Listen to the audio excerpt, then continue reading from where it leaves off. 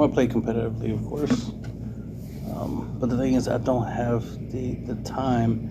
The problem is a lot of the tournaments that are available. One, there ain't that many tournaments available, right? In a year, there's a lot less tournaments in a year than there is time, right? In that year, so that's why it's weird to not be able to go to an event, because there's not enough events available. So if you miss out on an event, you miss out on an event. But then the other thing is, where I'm currently at, there's pretty much no place that I can play at. I think technically there's one, but I would have to actually go out of the city that I'm in order to go to a actual event, or to at least be able to go to a card shop where they do host local events. So that becomes problematic. It's like I got cards, I play the game, but I don't have the competitive avenue to be able to play competitively, right?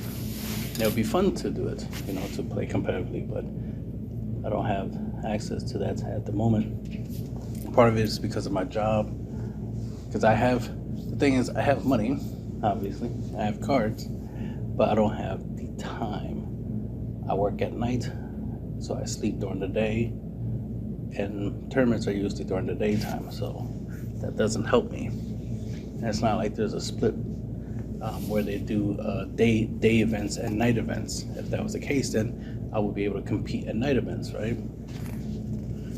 That would make my life easier, but there's no such thing of that for now.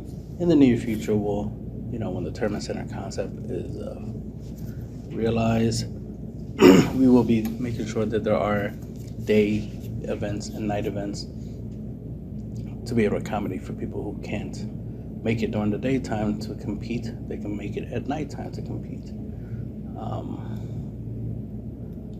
So, right? We got to come up with a solution to a problem. So, since I have that problem where it's hard for me to compete for a couple of reasons. One will be most of the events are outside of my location, so they're outside of my city. So I will have to take mainly airplane flights to travel to go from point A to point B. So that just that becomes a little inconvenient. When I would rather go to like a local card shop and be able to play from there. That's why I had that idea of making it where every card shop is part of a network that can facilitate the ability for me to play in their shop at an event. Let's say there's an event being hosted in Florida. I can be in Philly, go to one of my local card shop that is part of the event, and go there and play. So I can play from my hometown. So I can be part of the event without having to travel to the event. And I wouldn't mind paying twice, the double the entry fee. I wouldn't have a problem paying, more, because it'd be way cheaper than if I was trying to fly, because you have to pay for flight, pay for hotel if you're gonna stay there for a while, that kind of stuff. So it's like Uber and all this other stuff, food. It costs a lot to travel. Even though it'd be fun to play, in different locations, and play the game in different locations. If I'm gonna be spending that much money, I would like to it be in the, like if I'm like I like traveling, but I have to actually be traveling, not just having to travel just so I can compete or just to be able to play the game. I would like to be able to travel just for the sake of traveling, just because I want to be in a different location doing different things. I don't want to travel somewhere just to do one activity and then just come back. I did go to one tournament, so I have that. I can say I went to at least one event, it was random because, you know, I was just lucky that I had the time to go. The event was close by, and I was able to make it. So that was fun, but to repeat that process would be difficult considering the fact that they don't be hosting events over and over again in Jersey. I prefer to have something closer, something in Philly. But that's the thing, it's like, since it's hard for me to get to events, even though there are some webcam online events, which would be cool to play. I just don't have my own webcam set up yet for that, as well as, but I will eventually at some point have webcam set up so I can try to do webcam events. But again, it is the whole time thing. It's about, you know, I have to be able to be available to compete at the time that they have the competition. So, you know, an unfortunate thing when you have to do things on someone else's time frame and can't do it on your own time frame. So definitely working on that. But then I had the idea of like, and I know some people actually like the idea. I made a joke about it one time, like I made a joke post of me hosting a tournament. But a lot of people actually like the idea. It's like, oh, okay. Y'all legitimately like the idea. Or, you know, regardless if some people were trolling, but it was the fact that it's like, okay, that would be interesting if I did host my own tournaments. Because then I'll be able to set it up where I can be available to compete in them. So that's an idea, something that'd be cool to do in the near future. I mean, ultimately, I want to get to the point where I'm not working at night anymore. That way I would be available, so we'll see that. But until then, I don't know, I'll probably be working this job for like 1 to 2 more years, so we'll see how that works out. I mean, ideally, I want to get to the point where I'm not working at this job by the end of this year, so we'll see if that pans out. But if not, I'll be here for another year, so that's going to be another year of me not being able to play competitively because of time constraints. But I did have a couple ideas of, you know, trying to fix the idea. Just because it's like, well, I want to be able to play competitively, but I can't really travel like that, as well as timing is a major factor for me. So how could I fix that? So I'm always trying to come up with solutions to problems.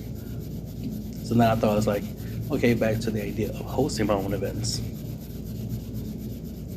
So that's something I'm thinking of doing. That'd be nice to do. Set it up where I can host my own. Well, obviously it'll be online events. I tend to play through Untap. So that would be the way that I would want to be able to play, but just because it makes it more convenient. I mean, I could try to do the whole webcam thing. Obviously, that is optional. I just gotta set it up. Then that means I would have to set up my own Discord for that. Obviously, I'll work it all out later on. And just right now, just thinking about it, just the thought of it. First, I'm gonna start off with Untap. Just the idea of just like, hey, anybody wants to play me, or we can untap. It won't be exactly like a tournament, because the idea of a tournament is that everybody gets paired up and everybody battles, and there's a ladder system. It'll just be basically the opportunity for people to be able to play me. I was thinking like there'll be time, because the thing is I tend to wake up like I guess like 2 hours after a tournament starts, so I'm watching the live stream, and sometimes I'd just be like, I'll probably be building like a deck or something while I'm watching the live stream. or doing some other stuff, or just organizing my cards, you know, sorting them out and stuff while watching the live stream. And it's like, man, I could actually be playing. I just watched this live stream thinking like, oh man, I want to play, I want to be at the event and blah blah blah, but you know, but I can't be. I'm not there. But at least I can watch the events, you know, through the live streams. But it's like, man, it'd be so cool to actually be there. You know, that's the thing. Wanting to do something and being able to do it are two different things. That's the thing. It's like I want to play competitively, but that's not in the cards for me. So, but we will see. Hopefully things change, and then I will be able to play more competitively. The funny thing is, to a certain degree, because, you know, I'm talking about like travel, it's like, you know, what's ironic is most tournaments are hosted in Florida. So you would think, well, if I could, why not move to Florida, right? That would greatly increase my chances of going to, you know, to a tournament that's hosted in Florida if I live there, right? So that'd be funny. I definitely want to get to the point where I'm not working at like a physical location. I want to work mainly online, basically remote work. So that way I can travel to different locations. So that way, if I know there's going to be a couple of tournaments, not just for Dragon Ball Super, but for other card games as well. Let's say it's hosted in Florida within a certain month, I could be like, okay, I want to go to all those tournaments, so I will travel to like maybe a week or two in advance to the month in which the events are going to happen, and then just stay there in that location for like a month and, you know, compete and whatnot. Because I could, you know, I'd be able to work from home type stuff. So that kind of stuff. We'll see. Obviously, the more money I have, the more options I have, the better chances I have of doing those types of things. I have a lot of other things that I do besides playing card games, obviously. So it's just a matter of trying to balance everything out. But I definitely want to be able to, since most of these tournaments, you know, they don't take up a lot of time per se. You know, these events, you know, pop up here and there. So they're like, you know, they're you know, events that only last for a couple hours.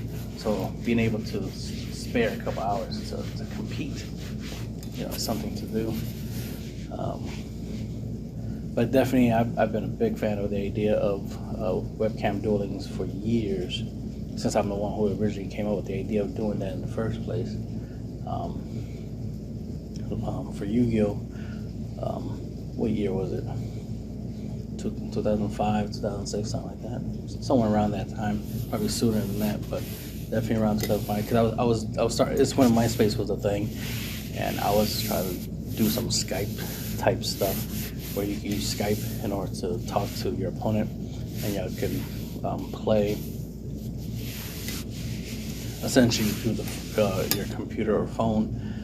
And then if you use a webcam, you can see each other. So, you know, that was way before we have all the cool tech we have now that makes, you know, webcam dueling a lot easier now.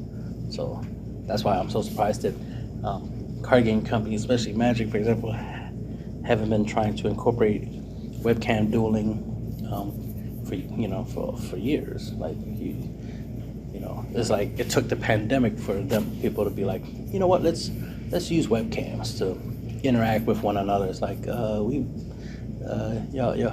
now y'all want to do that? Yeah, we been could have done that. It's the same thing as we been could have worked from home. Everybody doesn't have to travel to go to work. You can stay home and work. Because not every job is physical, right? Not every job requires you to move things from point A to point B, so you don't have to be at a certain location. If most of your work is done on a computer, you could do that from home. If most of your work is done on a phone, you could do that anywhere. You could work on your toilet. Like, so why are we still trying to do things the hard way when we should be doing things the easier, smarter way, right? The whole point of technology is to make things easier. It makes no sense that we still do things the hard way. But anyway, but that's why it's like so funny that you think by now a lot of card shops would have, or gaming stores as it were, would upgrade and start incorporating the idea of, like online gameplay, so they can get people to come in and then be able to play online. Not only with other people within the store, you can have people literally play each other in the same store, through computers and stuff like that, maybe even tablets or whatnot, if you want to get fancy. But or webcam, right? But you can also play other people from other card shops, so that way you can connect card shops.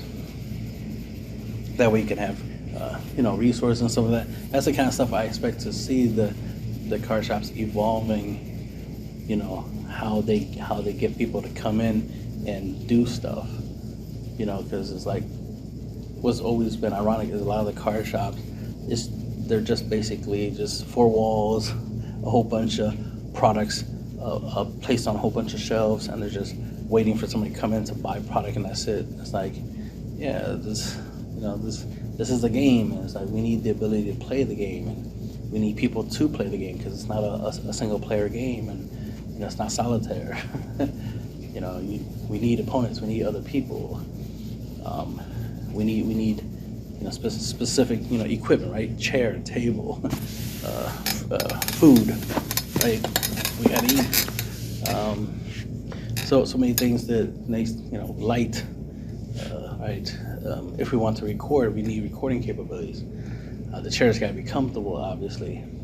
Gamer chairs are pretty good.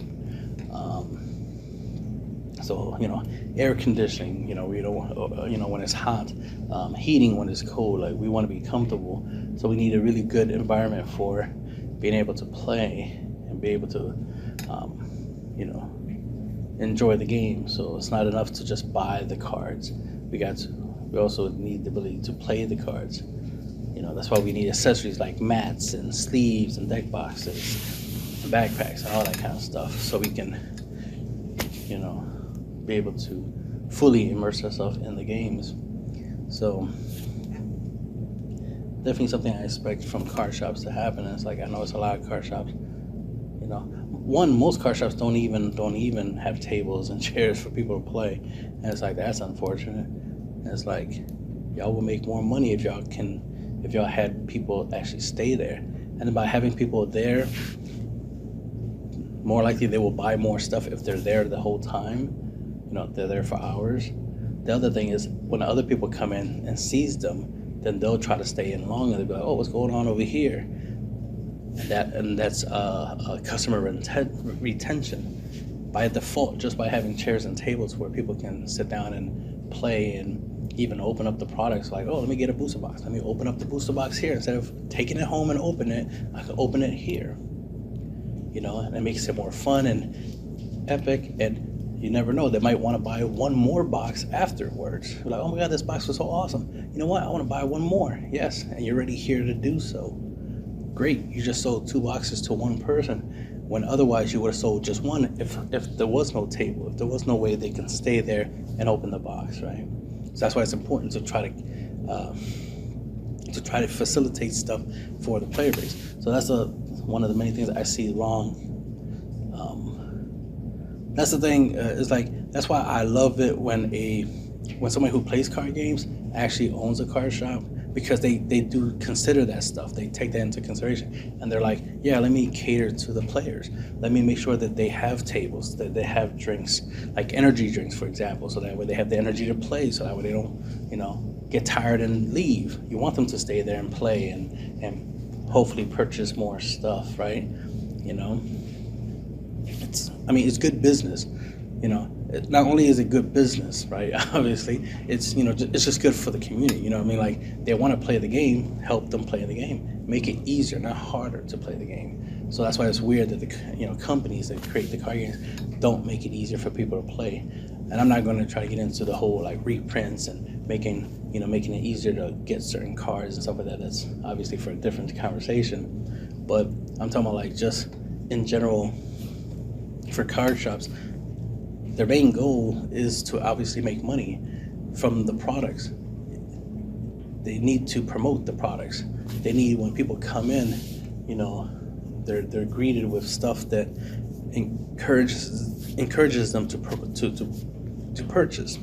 This is why having tables and stuff in the card shop is useful, because if you have people playing certain, especially if they're playing different card games, somebody comes in for Pokemon and they see people playing Dragon Ball Super, they might be interested in playing the game because they see other people enjoying it, and they're like, you know, I want to play it.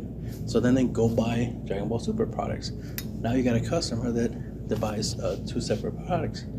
You know, so that's more money you're getting out of each customer, which is always good business.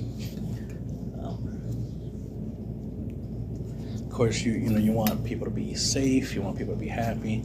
Of course, there's well, hygiene is a factor, obviously, but just environmental safety, making sure that everybody, you know, is safe from diseases and viruses.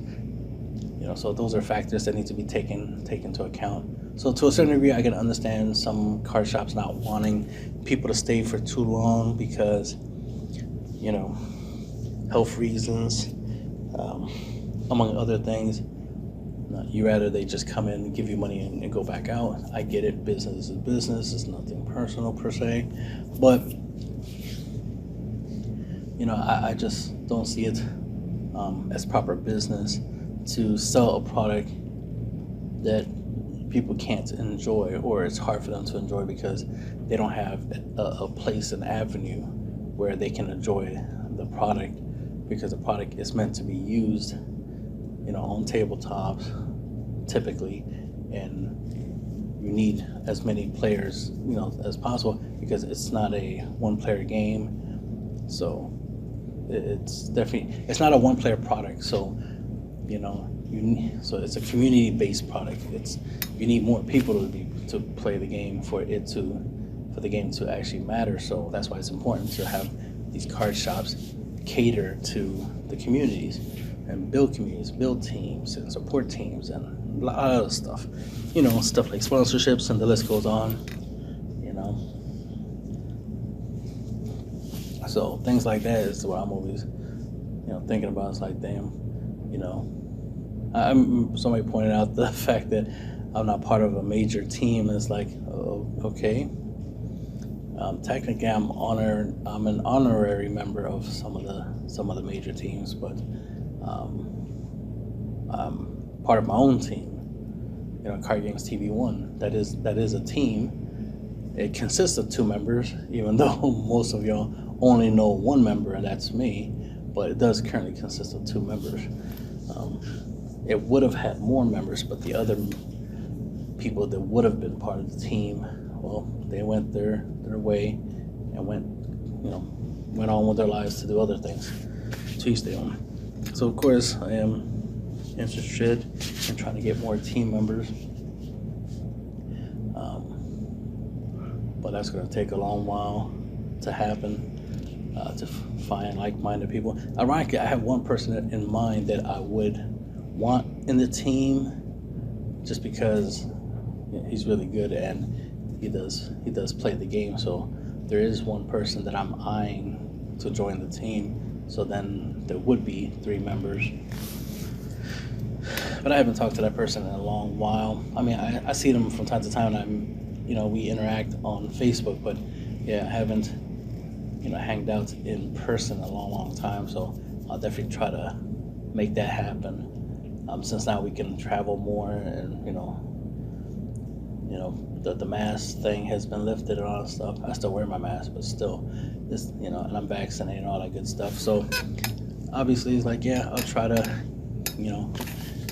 get back into finding people to play with. Ironically, I found somebody that's in Philly. I found them on Facebook, so it's like, maybe I should start talking to that person, because it is a person who plays Dragon Ball Super, and they're in Philadelphia, so that there's potential there, and they might know other players that play. So that's the thing, is trying to find more players in Philly. What's ironic? There was a Philly Dragon Ball Super group, and they kicked me out. Like, they banned me from the group, and it's like, damn, that's disrespectful. And the reason they did it is because they thought I'm not from Philly. It's like, but I am though. I don't know why you thought I'm not from Philly. I am from Philly. But let's pretend I wasn't from Philly. Why would you kick me out? I get it that it's a Philly group, but why would you kick me out? Whatever. But it was very dumb. And it was just like so disrespectful, the idea of like being told that I'm not from Philly, but I'm from Philly. It's like, I'm here, I'm in the same city as you guys, and then y'all kick me out the group, and it's like, that's messed up, and that's unfair. I don't deserve that. I'm in the group because I play the game, and I want to be able to play against, play with you guys and interact, and depending where you guys go. I think they mainly go to AU, so that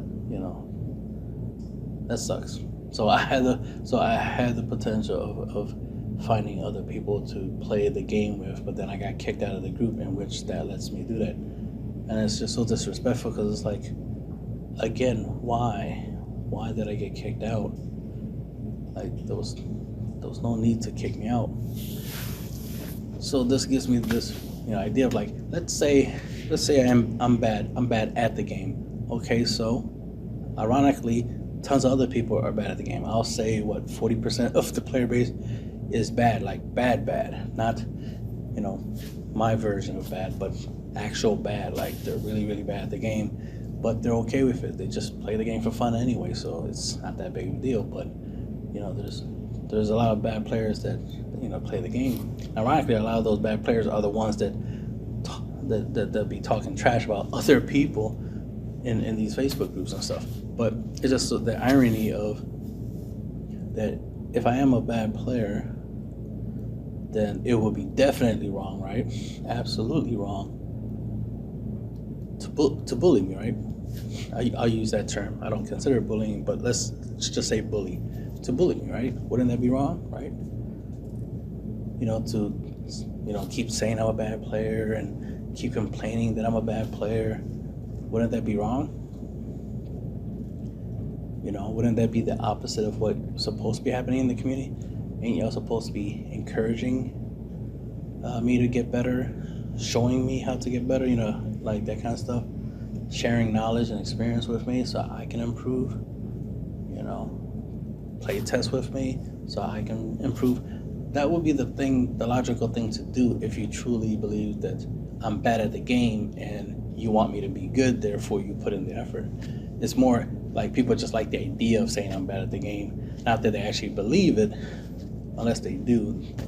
I do believe some people do believe that I'm actually bad at the game, and it's like, well, even if I was, but I'm not, but let's say I was, it would be wrong to talk down to me because of it. It's like, okay, I'm bad at the game. Are you going to help me get better, or you just want to talk down to me? Does it make you feel better in your life to talk down to me? So that's the kind of weird thing that I see in the happen in the community. I mean, it doesn't bother me anyway. It's just something I noticed, because it's like, well, I don't care what they think. It's like, I know I'm good at the game, and I know I'm always getting better. I'm always improving. Because the funny thing about this game is that this game is not hard. It's just that there's certain factors to the game that you need to get used to. I always mention the first 4 damage is the easiest. The next 2 requires a little effort, and the last 2 is the hardest. The reason I say that is because it is true. I've proven it time and time again that is true, that the last 2 damage tend to be the hardest to do. And of course I'm trying to get to the point where I can easily do the 8 damage with very little effort. Obviously that'd be useful, especially for people who want to play competitively, the ability to do 8 damage effortlessly. You know, everybody's looking for that, right? Everybody's looking to get to that point in their ability to play the game, is to get to the point where they can easily do 8 damage with little to no effort. And I already can effortlessly do 6 to 7 damage without really trying. You know, I just turn 1 do what I do, turn 2 I do what I do, turn 3 I do what I do, and you know, damage is being dealt left and right because it's relatively easy to do the first 6 damage. It's the last 2 that tends to be tougher, and at any time after turn 2, you know, people's ability to defend gets higher, and depending on your opponent's leader, it could be even much harder. If they're playing Super Saiyan 3 Goku, definitely their ability to untap 3 energy is going to make it hard to deal damage, because they can always afford to negate attacks, right? Because the main thing after turn 3 you got to worry about is your opponent's hand size and negates. And you could say counter plays, but that's, you know, debatable. Counter plays are not used as much. They're not used more or equal to how negates and comboing is. Comboing is the most common thing your opponent does. Negate is the second most common thing, and then counterplay will come after that. Blocker is somewhere in there. I'll say blocker is probably less than counterplay. I think people counterplay more than block, or maybe the other way around, because there are a good amount of blockers in the game. Unison blockers are really good, so I'll say it's combo, negate, counterplay, blockers, and then wait, I said it wrong, right? The idea is blockers before counterplay, so it's combo, negate, blockers, then counterplay. So and that's from my observation, you know, from playing, not only from playing but also from seeing other people play, and that's the most common thing that I see is like, yeah, comboing is the most common thing, and that's the thing that makes the game, it makes the last 2 damage hard to deal, right? Is because your opponent's ability to out combo, right? So, because you can avoid blockers, that's not too hard to get rid of blockers. It's not too, your opponent can't play too many negates, but if they use a floodgate negate, then that helps them out, makes life easier for them, obviously, like a baby hatch egg or something like that, or vital rays or topo. But other than that, just one attack negates, those your opponent can't play as that many. They can play some, but not as many, so you don't have to worry about them as much, but you still got to worry about them, right? You still got to keep them in mind. But comboing is the thing that can happen more often than not, which is why I say comboing is the most common.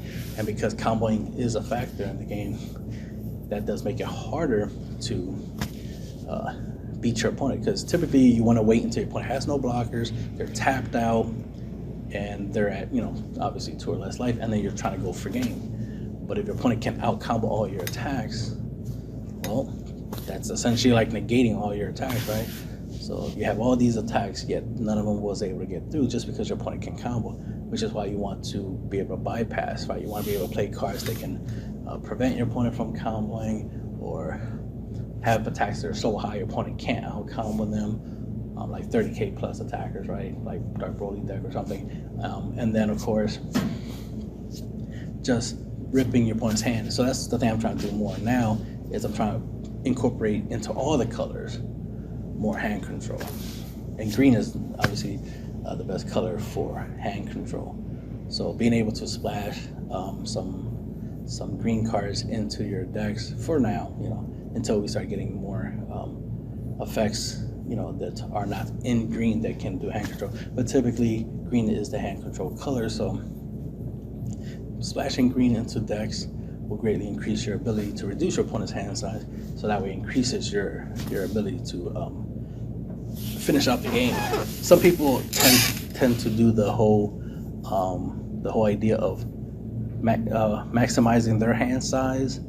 In other words, having a bigger hand size than their opponent, and that's what gives them the ability to